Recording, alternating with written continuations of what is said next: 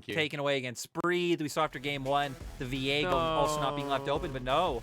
BLG going to still be on the red side. Hysterics also absolutely mauling, seething at the fact that we are not getting Renata. Bans so far staying the exact same as to what they were last game. No, I'm wrong. Gwen off the board, Hecarim being left open. So for TES, they can go towards that one. We have seen Hecarim typically does go over to the red side. Not a lot of teams just outright first pick it on blue. For top esports, they've been putting such a heavy priority on this Jinx. They will just lock it through. I would be sad if I'm an audience member. I come through and I'm like, Doggo didn't have a great time last game. Remember, guys, he got camped, so it's not really his fault. Being Doggo for game 3, everyone's like, this time we'll get Uzi again. Not only just that, adding fuel to the fire, my friend. I am. With Renata gone as well, like, I better see that Rammus coming through. I want something spicy here in this game. Because, look, Trundle again, Lyric, let's be real, might be another good opportunity. If Karsa was still here, the Skarner, right? Bringing that up the other day. But nope, right now, they are just going to go back to the Trundle.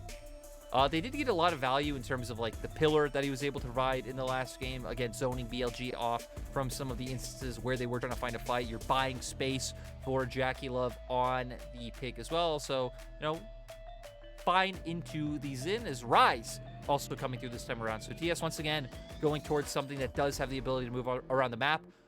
We hit on how, we knew Corki presence would fall once we finally did jump from 12.2 now to 12.4, but overall we'd already started to see Corki presence die down a little bit. Victor as well had started to see his time in the spotlight kind of come to a bit of a conclusion. BLG though, still fine going with some of these scaling options, does quite well in the isolated 1v1 with the range that you're able to put off against the Rise. You have a ball carrier there in Weiwei. For BLG, kind of changing direction now to moving to more of this 5v5 style. In terms of last time around, it was about the side lane picks they were able to come out with Tryndamere in game 1 and with Ari and Gnar in game 2. Come around, you speak of Ari, we've seen picks like Rise that were banned away in game number 2 when BLG decided to pick that Ari up as a response. This time around, BLG are like, well, okay, we get ourselves the Orianna, we get something that's a safe laning, and we start taking away some of the supports. Tahm Kench, Rakan, both teams looking like they want to pinch this ball, and even the Thresh going away in the end. Lyric, Nautilus, like Leona, so much still available. Yeah, now for TS, I would assume you don't want to ban either of those, right? Because then you are just giving one over for free to the opposite side, to where you yourselves are having to go deeper into the pool to, maybe an Alistar, Rel, that's so many other the kind of tier 2 options in terms of engaged supports. For BLG right now, hovering onto the Leona. Just again, another ball carrier. We've seen Crisp have some amazing performances on this one so far. Does potentially give more targets for TN to look to use that Subjugate on, though, and get those tank stats from. That's also true.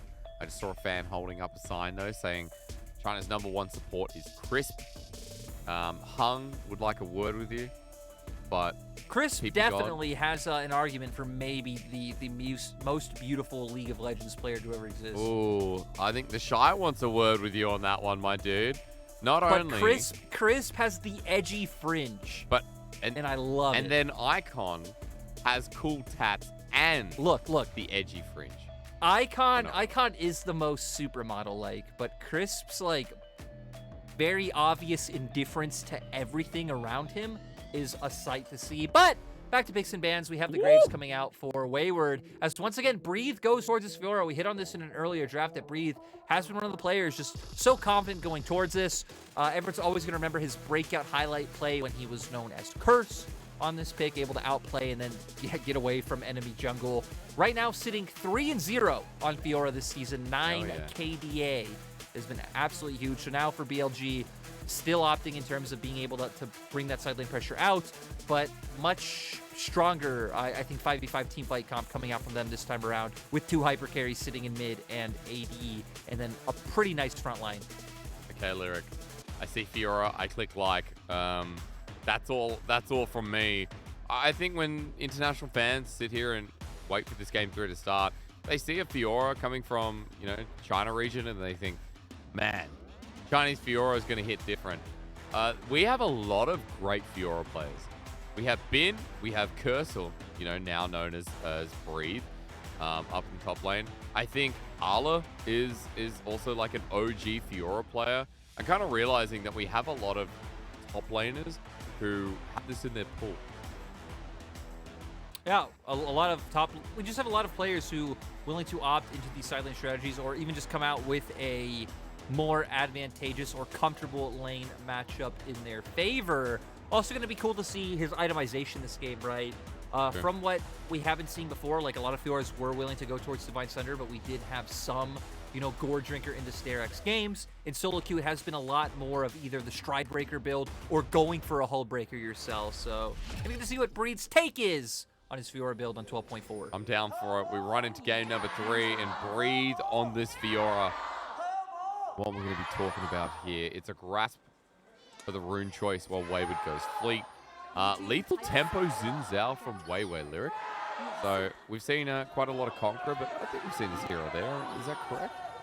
Yeah. We've definitely seen, you know, certain matchups where Zinzao takes this. I think it does enable you a little bit more in terms of like early game trading or skirmishing as compared to the Conqueror, getting that one stacked up, obviously giving you a ton more damage and sustain in team fights. But gonna see what Weiwei wants to opt into early on here. For the side of TS, though, having the Rise means they should be the ones looking for more proactive map plays early on. You would expect it potentially to go towards his top side, shut down this Fiora, get your Graves ahead to become an absolute monster. While in the bot lane, I'm sure Jackie Love Mark will still be looking for the 2v2 kills as we've seen. But Doggo and Crisp, if they aren't getting as heavily focused, I think should be able to have a much better time around just like they did in Game 1. True, not game 2. We don't want them to have the game 2 experience. Doggo and Crisp dove repeatedly. Oh, ward diff. Well, Jackie Love and Mark, they're going to be a little bit closer to level 2 here, Lyric. So in the 2v2, a nice little setup. People kind of forget that wards give experience in the game, and it's something that will actually, surprisingly, make a difference. Yeah, especially with the fact that BLG not wanting to opt into any type of hard push. I mean, they know up against the other side, right? Especially the Jinx, able to control the wave at a whim with those rockets. And I expect the first few levels to not go by too quickly, right? Tien, I expect him to just prioritize his own clear. He always could opt into some kind of gank mid and just look to burn a flash from Fofo with the pillar coming out, but I think not too many opportunities set up in either of your other side lanes just yet. We toggle to top side. Wayward's already hit level 2 though, and Breathe is now 1.5 HP. Remember Grasp, so he has a bit of sustain, but Wayward, you can say the same thing. Now Tien, you mentioned, try and toggle the flash nice and early. He's running in. Fofo, the pillar's going to come through, and there it is. Lyric, you're a godsend. It's just always nice to see these types of plays come out, right? I feel like a lot of times you don't see players look for level 2 or level 3 ganks just because it can be such a waste of time if you end up misplaying it, or if the gank isn't really there like you think it is because the enemy laner's playing neutral or a bit above, but still are within their safe zone. But Tien did go for it. Vova was playing very far forward, and now going to have to respect potential repeat ganks coming out from Tien, which again should open up even more windows for Knight to be able to look to move from this mid lane. We're now on the bottom side, spotted out by a ward. That's the enemy jungler on the other side. And you can see that ward going to give a lot of information to top esports bottom lane as they continue pushing up. Tien doing the same though. He doesn't even want the scuttle. Lyric, he's going straight for Weiwei. He wants to duel this man. And as he runs over, look at this. Hey, have you got smite? No, you don't. And he gets it. Yeah, that's easy done. Let me get the scuttle as well. Tien into the lead. And now look at the top side as well. Wayward hovering down towards the river. He's going to be taking the top side scuttle as well. So it's not only doing away camp, denying both scuttle. Actually, no, Wayward. They're just wrapping around for this mid lane. We're getting that Tien that's so proactive in the early game. The one you talked about at the start. Fofo with no summoner to get out of this. The dive available. It's first blood over to Wayward. That top esports movement, Lyric. That's clean. And it also goes to what we're hitting on about Wayward for the past few weeks, that Wayward has shown a much higher willingness to roam than we ever saw from 369. Yep. Ching Tien, I think, was a little bit on the same page as well, but did struggle quite heavily a lot in terms of his laning phase. Wayward, I think, definitely being one of the more complete top laners we've seen on top esports roster over their past few iterations. Zoom should obviously fit that role perfectly, but just has not been able to find his form as Crisp and Weiwei. Yeah. Going to be hovering. They need to be careful, though, because with Mark and Jackulov coming from base, if they did opt into an aggressive skirmish, it's very easy for their bot lane to get here. He knows. That's too sus. That's too sus. We know that bottom lane is missing completely. Pings are going down. Tien even taking the long path around to Krugs. And BLG are not going to get their wish lyric. No bait. No waiting here for Top Esports. So Tien, as he continues to farm across, they go back. And after that first blood, that clean dive in the mid lane, all I can say is Top Esports, not only 1,000 gold ahead, but you can see the jungle camp difference right now for Tien's Huge. And Wayward keeping up with CS up in the top side. He picked up first blood as well, which seems to be a big deal. Yeah, him going to be able to have even more sustain in that laning phase will be quite nice, especially as Free tries to weave in just little pokes at him in terms of those vitals or, you know, looking for a grass proc to get a bit of damage down. So Wayward gonna have a little bit more. Breathe, though, especially as he gets to level 6, right? Gonna definitely flip to Breathe, looking for a lot of these all-ins. Does have the Sheen now as well, so gonna get a nice bit of damage from those Spellblade procs. Lyric, I'm down about how we continue abusing mid. Now, I don't like bullying. However, when you see it done so cleanly, sometimes you got to respect it. Fofo doesn't have flash available for another couple of minutes. And as the pressure mounts... it could be quite hard, though. So tell me what. Diving mid, right? I mean, diving mid, you have access from both sides of the map to look to come and cover for the side of BLG, especially if you don't have information on where Weiwei is. If you know where Weiwei is, I think it is doable, especially with their side lanes pushing. But as long as if BLG don't overcommit to any aggressive plays, you could open yourself up to overextending in that mid lane, especially now that Shockwave's up. He buys time for more members to collapse, and then you opt into just throwing it away. I remember, I think it was V5 versus LGD, where V5 go for a dive in mid, and that's exactly what happens. Yeah. Able to buy time. The other members of LGD are able to get there, and they find a few kills on V5, which brings the game back to the side of LGD. They ended up winning that game. Well, I'll keep that in mind. Sejuani game. Yeah, I remember. There was a couple of questions about that. You were talking about ultimates here for Fofo and how that reinforces the ability to maybe not dive for Top Esports. But the other ult I'm interested in is Knight. Knight has the Realm Warp. He's moving down. Weiwei shadowing this, but with a Dredge line coming through. Here comes Knight right on the spot. They're targeting Crisp, and he has nowhere to go. As Crisp re-engages, it's a kill. Over to the mid lane of TES. 2 on the board. Dragon right there. Everything going well in this early game for Top Esports.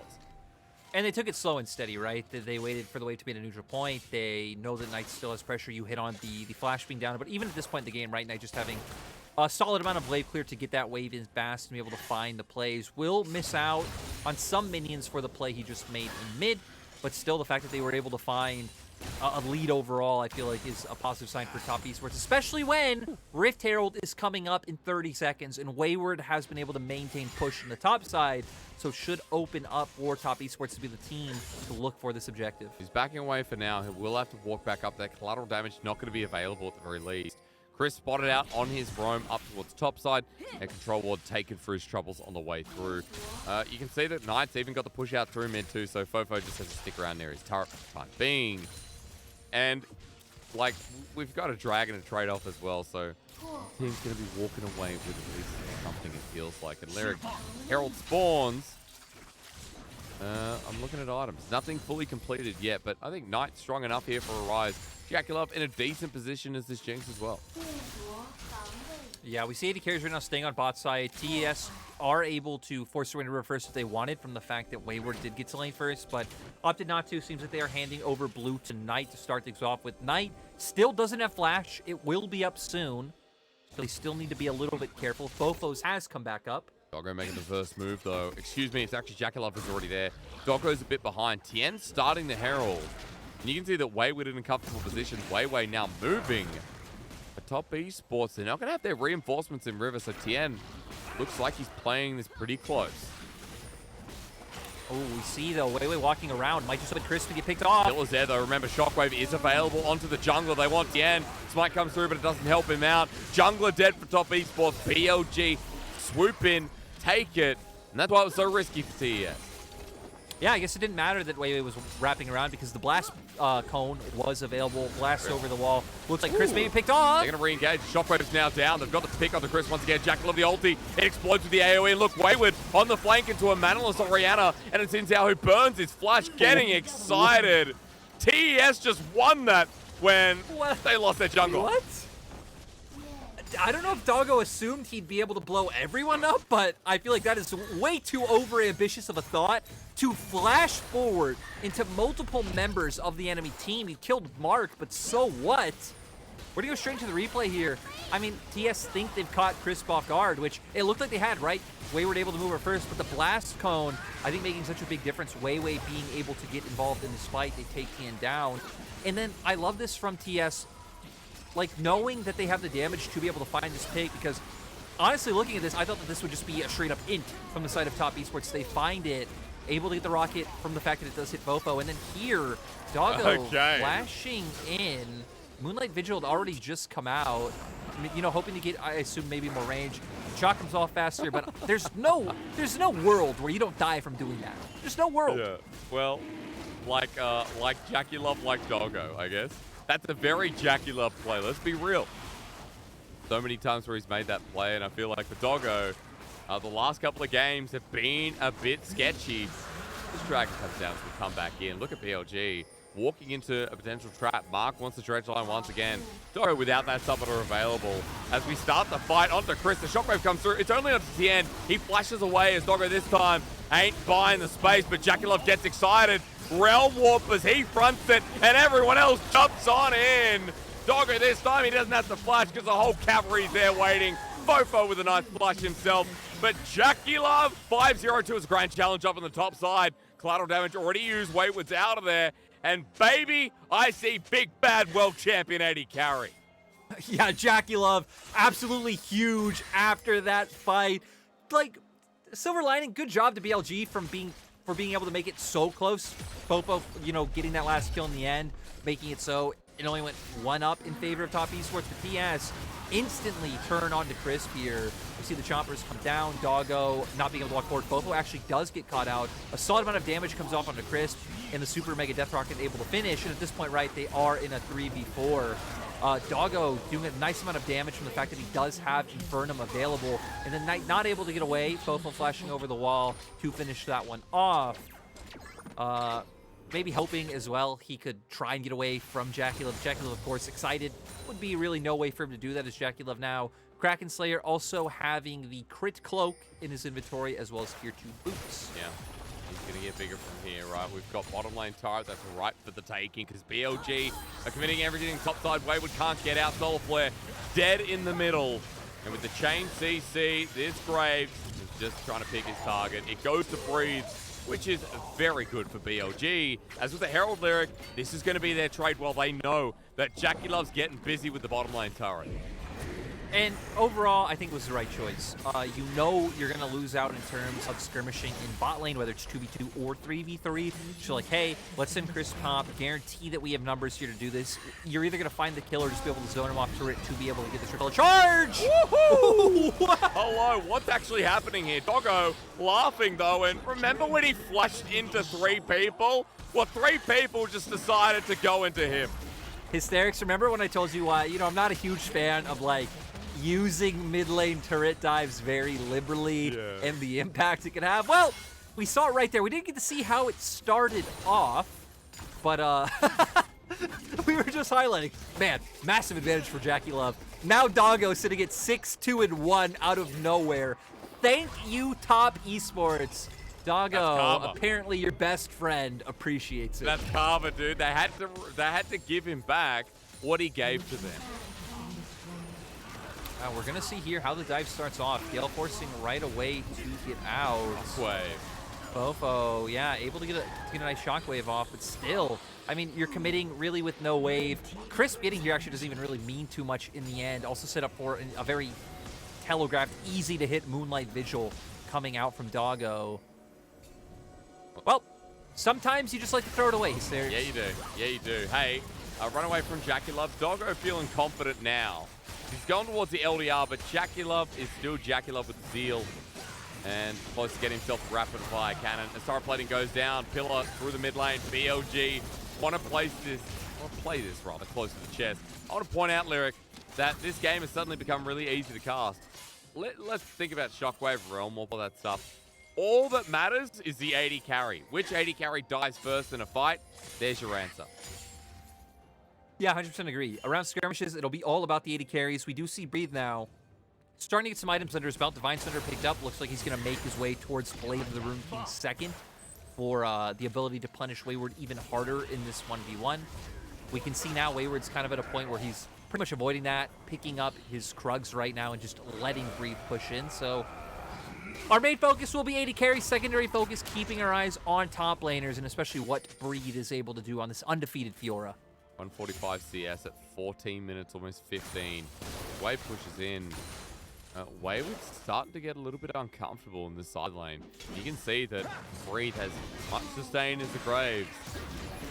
The side lanes continue here. Breathe actually moving up, but second Herald that has spawned. Top Esports to fought over everything, but for now, they're pretty deep behind their own line. So BLG going to get a freebie here in the second Herald of the game, again belonging to them. Yeah, it looks like TS wanted to try to find a plan to Breed. We saw some pings come out towards that bottom lane when Breed was still showing, coming out, I assume, from Knight to look for the Realm Warp, but Breathe respected, backed off while his team was taking Rift Herald. They are going to sacrifice control over Dragon. Not saying they can't fight it, but at least TS do have vision for this one. We can see them now getting some deeper vision in the enemy jungle. What a fun time it is to be a Jinx in this game. Onto Breathe, Knight's here. We've got side lane threats, but also one from BLG. Look at Fofo just splitting the inner turret as an Orianna. Yeah, and I mean, he doesn't have TP, so it'll be up soon, but to me it says that BLG would be willing to give over this Dragon, as Top Esports are starting that one now with just Tien. BLG have Rift Herald. They should be able to guarantee this mid lane turret, and it looks like Fofo might even be able to get the one in top. Yeah, it's pretty low. Wayward moving down, and as the minion wave pushes away, yep, there's one, there's two. And number 3, potentially Lyric at the very least, is damage coming from this next charge. But yeah, there it goes. BLG getting collapsed on those. Tien wants something, gets Doggo. Gale forces in. Repositioned, but Lyric, he's alive this time, and Mark's paying the iron price.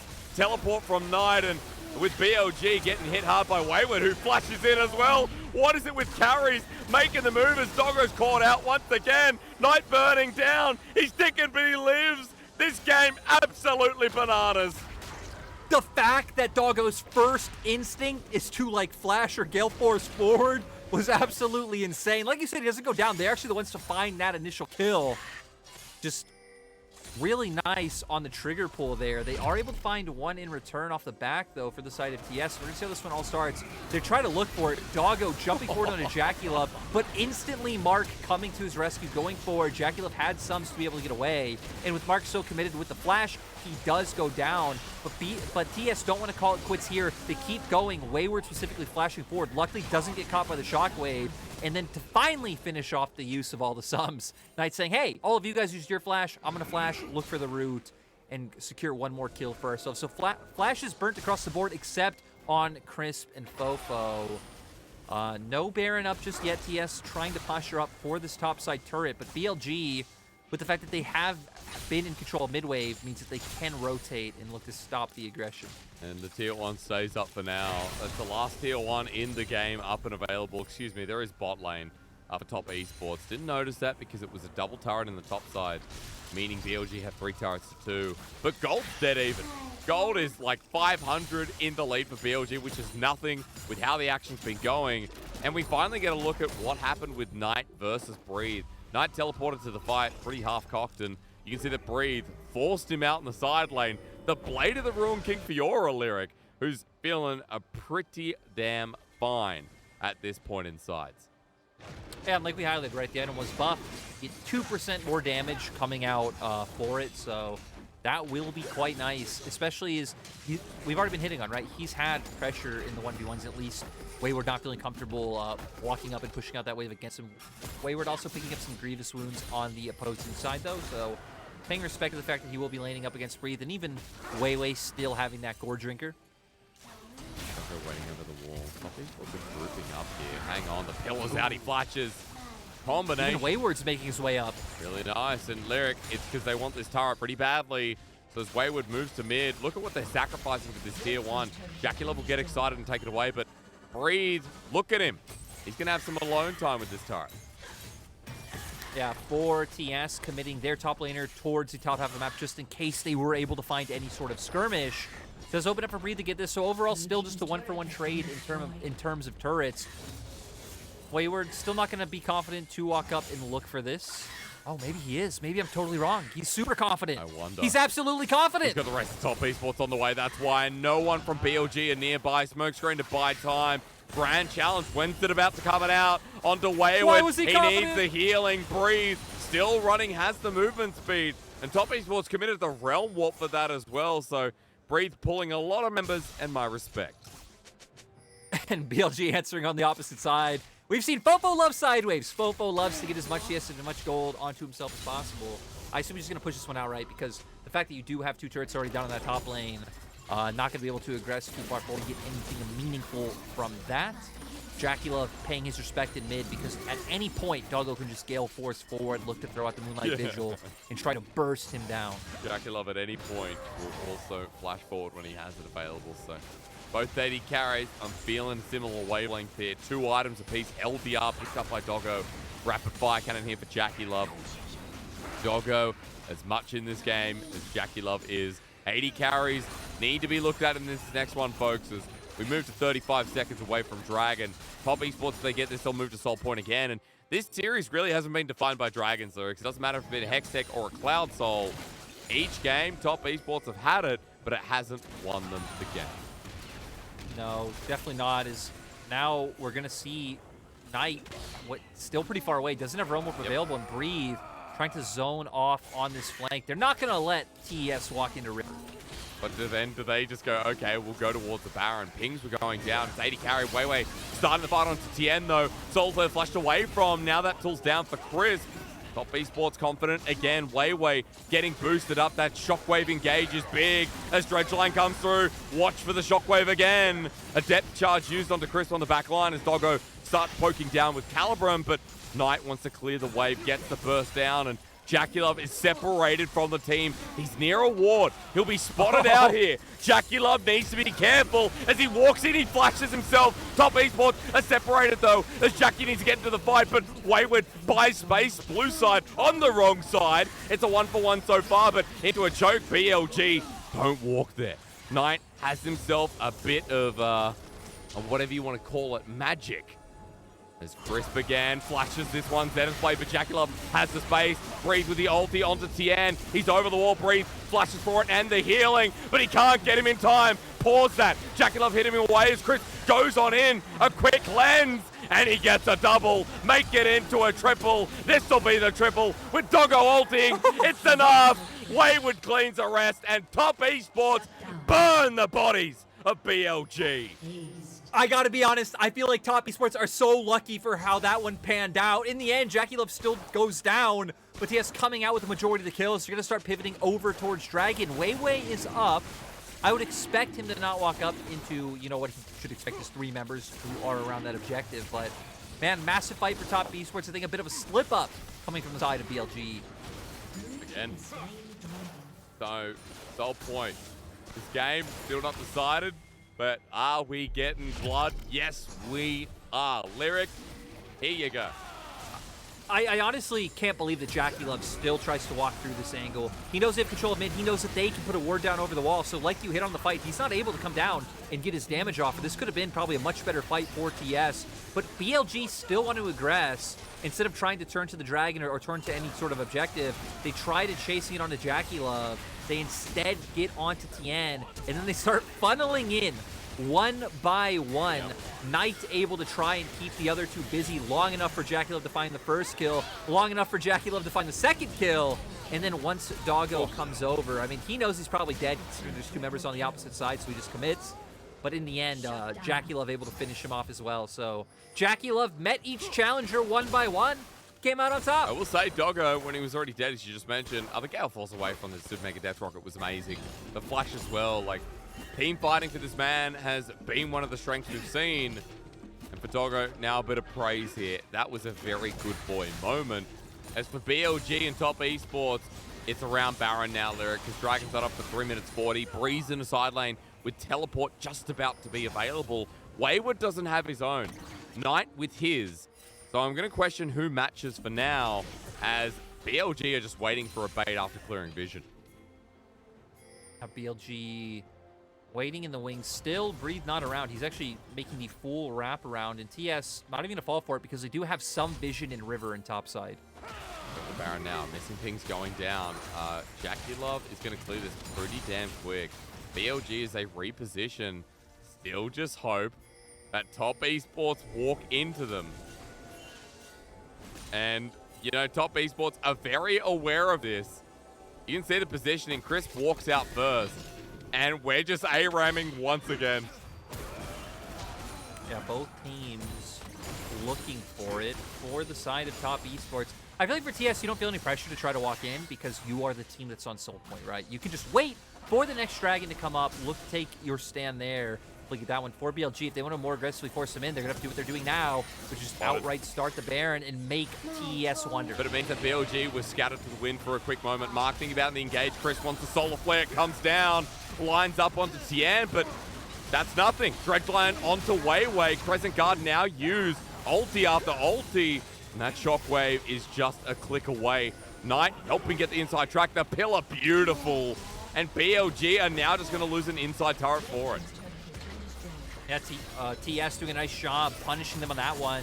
They can funnel towards top side, clear out some of this vision, and take away that advantage that BLG were trying to force on them in terms of, hey, we have top side control. We don't know if we're doing this Baron or not, but for TES, gonna push out midway first and then look for that. Also want to highlight Chemcheck Putrefier picked up by Fofo. This is something we've seen be a little bit more standard rather than the Morellos. It's a little bit cheaper. Obviously, you're getting less ability power, but you're getting more ability pace. I don't think the mana regen is too big of a deal in terms of you don't really have problems as Orianna with mana at this point in the game where you have loons, you have tiers stacked up. The health from Morello wouldn't change much either, but, you know, cheaper item, giving shields, empowering your other carries to have some Grievous Tunes as well. Quite nice coming out from him. Rest of the items coming through. We've got 3.5 here on Rise as Baron starts up. Now, Realm Warp was used, I believe, to try and bait BLG into canceling their recalls. Wayward's going to see this one. He stands there, thinks about it for a moment. But for BLG, they're just kiting away. They're just leaving it for now. Weiwei gets low. Super Mega Death Rocket even challenges the status quo. And as Baron resets, that'll be time for Vision to be taken out. 55 seconds till Dragon Lyric. That's Soul Point. That'll lead to Top Esports getting the Hextech Dragon. And so far, Top Esports have a 50-50 win rate in this series with Soul. Yeah. We're going to see where that lands in terms of this game. We start to take a look, preparing for the fight at what's available, right? For the side of BLG, Stopwatch and Zanya's in mid, Stopwatch on AD carry, Stopwatch on jungle. You have the ability to buy a lot of time to bait certain members of TES in, like Mark, and try and burst them out while those stasis do come off. On the opposite side, you have a Stopwatch on your Jinx, which feels like the most impactful, right? Because both your other soul laners are quite beefy. And you pretty much have flashes up everywhere. Not pretty much, you do. Everyone has their flashes up, so use it. Tools to be able to reposition. Doggo, the one I want to watch again. Teleport burn to the mid lane. 5 seconds till the Dragon. Top Esports in the river once more. Knight is over the corner. And it's Weiwei the target with the pillar again being used off of cooldown. F-Frost burnt by Knight. They're ticking it down. It's gone. Now they want to fight with the Dragon. Soul Shockwave misses. It's flushed away from. And Jackie Love sitting pretty behind the counter. The rest of Top Esports serving the drinks while Jackie Love, he's making all the profit. Doggo tries with his ulti as Fofo a bit mistimed, a bit short. And Top Esports, this is their game to lose. Yeah, Top Esports, I mean, they find the fight they need. Like you said, the Shockwave flashed away from Fofo, not able to find any impact. With these death timers, Top Esports is going to be able to end. All right, run it through towards mid. 15 seconds on jungle, 5 on support. The minion wave thinned out a little bit, but they don't care. Knight's going to tank it up. It's a tank Rise. There's enough damage here with 280 carries. One goes down. Solar Flare to buy time by Chris. The next Nexus turret available. Wayward hitting away. Nexus exposed. Chris dead. And on the verge of defeat, a game one for BLG turns into a reverse sweep by the Top Esports. I love how TES have adopted this ARAM playstyle, and it is still able to work out for them. I mean, hell, they're trudging along now on their 5th series win in a row. They are matched with the whole other kerfuffle of teams that's at 7 wins.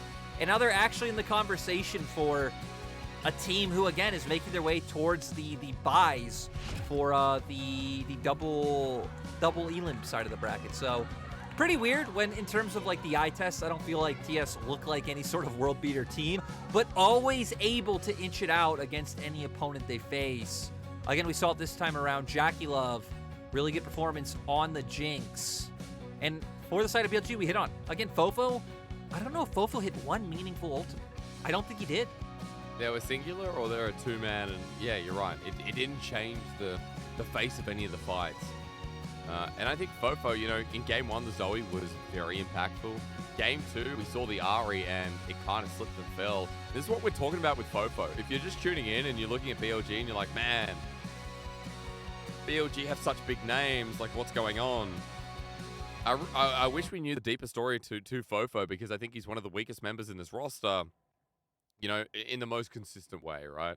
I mean, I think I don't think it's like a question of what's going on, right? It's a new team, new like team environment in terms of like your org, the players around you, like all of these things that, right? Players don't just get worse. I truly think that is such like a not true thing that happens. It is a myth. Yeah, it's all the factors that are changing around. Obviously, we have no idea how BLG operates in comparison to, let's say, RA, where things were working out really well. But I think the soul of the point that you're hitting on, that Fofo hasn't really showed up, even Breathe, I think both Fofo and Breathe not looking anywhere near as impactful as they did in previous seasons, is one of the downfalls with this BLG roster compared to Weiwei and Crisp, who I think still look incredibly good. Yep. And then Doggo is hit or miss, right? Doggo has some fights, some games, some moments like, my God, he just took over and he just absolutely clapped the enemy. And there's some moments where you're like, should you have just flashed into 3 people? I don't think so. Yeah, a lot of questions for Doggo, especially. Like, it feels like Doggo does a lot of the most impressionable plays on the team.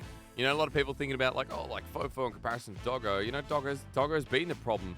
Doggo can also be the win condition. Like we saw the dive through mid. Yes, top esports. Went a bit ham-fisted on that one, but you know, then what he could do with the play, the little sidestep through mid, like team fights, he was the most impressionable. Fofo comes back, and then, you know, on the Orianna, we don't get the same Zoe game where, you know, he can win it for them. I think there's a lot to break down, and BLG is difficult because as a team right now, BLG are like such great individual talent, but they're not gelling together like a Weibo Gaming. Like a V5 especially is a great example, because V5 are some parts that are fitting together quite nicely. I was going to say, it's also a roster you look at that you wouldn't expect to fit together. Like, sure, for Weibo, most of the rosters played together for a long time. The Shy slotting into Bin, like you can imagine that working, right? But the V5 roster is like, people just randomly picked up different things in their house, put them together, and said, yes! And, you know, it worked. So holy hell. that is not the BLG roster, though. That is more of like a, no. Academy. Night's our interview, by the way. We're going to send it over to Wendy to get after-game thoughts from the mid laner of top esports. Hello everyone, welcome to interview, and now we have invited Knight from Top Esports with us. So congratulations, and now Top Esports is on a 5-winning streak. So tell us more about what the reason do you think that make this Top Esports so strong recently? 那首先恭喜 Knight， 也恭喜我们的 Top 获得了本场比赛的胜利。那其实现在我们的 Top 也来到了5连胜嘛，可以说是状态火热。那你觉得现在队伍可以表现得这么好的一个原因是什么呢？我觉得现在表现好的原因，可能就大家说的话都有在听吧，然后就一直在进步，就进步的比较快。So I think the main reason is we just listen to the short calls made by our teammates in the actual game, and we really grows up a lot. We really made so many improvements in this procedure. So I think that's the main reason. I totally agree with you. And move on to today's game. It feels like in all the 3 games, Top Esports, you guys just targeted a lot around the ball lane in the lower half of the map to have so many skirmishes around the ball lane. So tell us more about the strategies made by the team in the early phase in order to just get more leads from the ball lane. 那其实感觉今天你们的比赛好像整体都是围绕着下半区，然后围绕着下路多一些，也爆发了很多的下路小规模团战。所以说也想问一下，可能你们前期的一些节奏啊，或者说战术是怎么来部署的呢？主要是下路对线打赢了吧？就如果下路优势的话，我们中野优势就一直往下搬，按杰克就比较好赢。So I think the main reason is bot lane, they really got the lead through the laning phase. So after that, if our mid jungle can get some leads, so we can just target on the bot lane to help our bot lane to enlarge that advantage to snowboard to the end. So we feels like if Jackie Love were able to just skill up so well in the early game, it's super easy for us to just get the win. And also let's move on to game 3. It feels like in game 3 there's no good differential until the very last game, until the very last team team fight around the Dragon Pit. So tell us more about the details in the Dragon Soul team fights, because you guys really played like a whole and showed us a gorgeous team fight scene. 那其实说到第3局，我们感觉好像一直经济都没有拉开，也是比较的焦灼的一个局面。但是你们最后一波在小龙坑处那一波龙魂团打得非常漂亮，也是一波终结掉了比赛。所以说能问一下，当时你们的一些可能处理的重点，包括说当时具体发生了些什么呢？当时主要是我们就盯线能优势嘛，就我们中路有线权，我们就站住那边野区，就他们很难选择，他们过来我们就可以先把龙抓了。So I think around there, we really got the dominance in the mid lane, so we can just push the lane and then make the invasion to the opponent's jungler area. So if the opponents would like to just seize the vision, so we can just rush the Baron to have the super good opportunity to rush the Baron and help us to win the game. So thank you for the sharing and best of luck for the following matchups as well. 那再次恭喜你们，也希望你们接下来比赛也都能一直连胜下去。And back to you guys, bye bye. Thank you to Wendy. Thank you to Knight. I think Knight has played a really good day today, Lyric. I think he's been the better mid laner. And I think overall, Knight's been someone who, you know, has really started ramping up in the split. Yeah. At the start, he was subpar quite easily. He and, you know, Jackie Love